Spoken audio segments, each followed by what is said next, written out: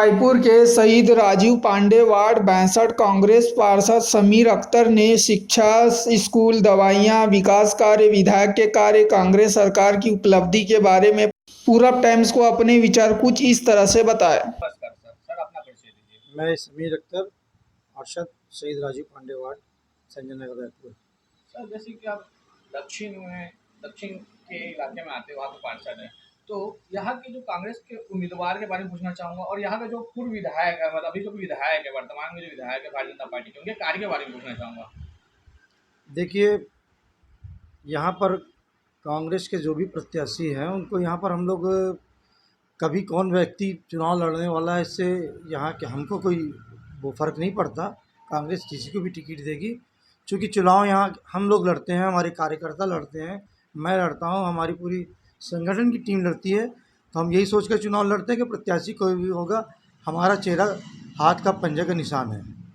और जब से मैं पार्षद बना हूँ, मेरे पूर्व मात्र 200 की लीड हुआ करती थी कांग्रेस की। जब से मैं पार्षद बना हूँ 1000 से 1500 तक की लीड कांग्रेस की। हम लोग तय मान के चलते हैं कि कांग्रेस की 1000 से 1500 के बीच की यहाँ लीड रहेगी, और हो सकता है इस बार और उस लीड को हम बढ़ाएंगे।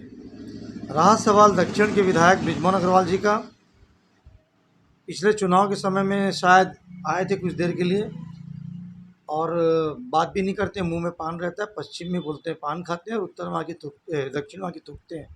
तो ये स्थिति है। वो तो ना उनका एक विधायक निधि मेरे वार्ड में मिला है, ना उनके सांसद का कोई सांसद निधि नहीं मिला है। उनके द्वारा मेरे वार्ड को, चूँकि कांग्रेस को यहाँ पर वोट मिलता है, ये भी कारण हो सकता है। और मेरा ही वार्ड नहीं, अब तो वो भाजपा के भी वार्डों में भी वो ध्यान नहीं देते हैं, तो निश्चित रूप से तो वो निष्क्रिय हैं। और इस बार जनता इस बार बिल्कुल मान के चल रही है, ठान के चल रही है कि इस बार उनको हटाएंगे। सर जैसे कि अभी चुनावी माहौल आचार संहिता लगेगा, तो उनकी थोड़ी रणनीति के बारे में पूछना चाहूँगा। कांग्रेस की रणनीति क्या रहेगी, किन किन मुद्दे को लेकर आम जनता के सामने जाएंगे, इससे आपसे पूछना चाहूँगा। देखिए, कांग्रेस की रणनीति जनता की सेवा है, और चूँकि कांग्रेस के कार्यकर्ता आज़ादी से लेकर आज तक पब्लिक के लिए, जनता के लिए काम करते आए हैं।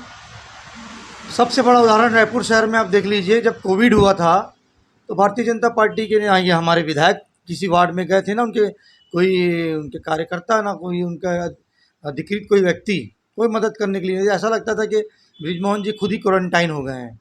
उस समय कांग्रेस के कार्यकर्ता ने घर घर जाके अनाज से पहुँचाने से लेकर, दवा पहुँचाने से लेकर, सिलेंडर पहुँचाने से लेकर के अंतिम संस्कार तक हम लोगों ने लोगों का किया है। तो जनता जानती है कि कांग्रेस के कार्यकर्ता सेवा करते हैं, और इसी सेवा भाव को देखते हुए इस बार कांग्रेस के विधायक के लिए भी कांग्रेस के प्रत्याशी को चुना जाएगा। सर जैसे कि मैंने आपको पूछा भी था, किन किन मुद्दे को लेकर आम जनता के सामने जाएंगे, और आपके विकास कार्य जो आपके छत्तीसगढ़ में आपकी सरकार है, उनके विकास कार्य के बारे में आपसे जानना चाहूँगा, जो कि हमारी रायपुर की जनता दिख रही है।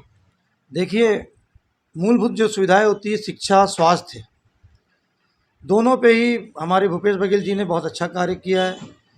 मेरे यहाँ खुद हमारा अस्पताल बन रहा है, आसपास हमारा अस्पताल बन गए हैं, मोबाइल वैन आती है। जो दवाइयों में भी काफ़ी रेट, जो दवाइयाँ हैं छत्तीसगढ़ शासन के द्वारा, उसमें काफ़ी कम रेट में दवाइयाँ मिलती है। जगह जगह पर आत्मानंद स्कूल खुल रहे हैं, जिसमें अमीर बच्चे भी चाहते हैं कि अब आत्मानंद स्कूल में पढ़ें, उसमें प्राथमिकता गरीबों को दी जा रही है। उसी प्रकार किसानों के कर्जे को माफ़ किया गया, बिजली बिल के दर को हाफ किया गया। भूपेश बघेल जी ने जो कहा वो किया, छत्तीसगढ़ की अस्मिता को बचाया, छत्तीसगढ़ के 30 त्योहारों को बढ़ावा दिया, छत्तीसगढ़ के मान को बढ़ाया। ये सारी चीज़ों को बताते हुए जनता तक हम पहुँचेंगे, और जनता निश्चित रूप से कांग्रेस को साथ देगी।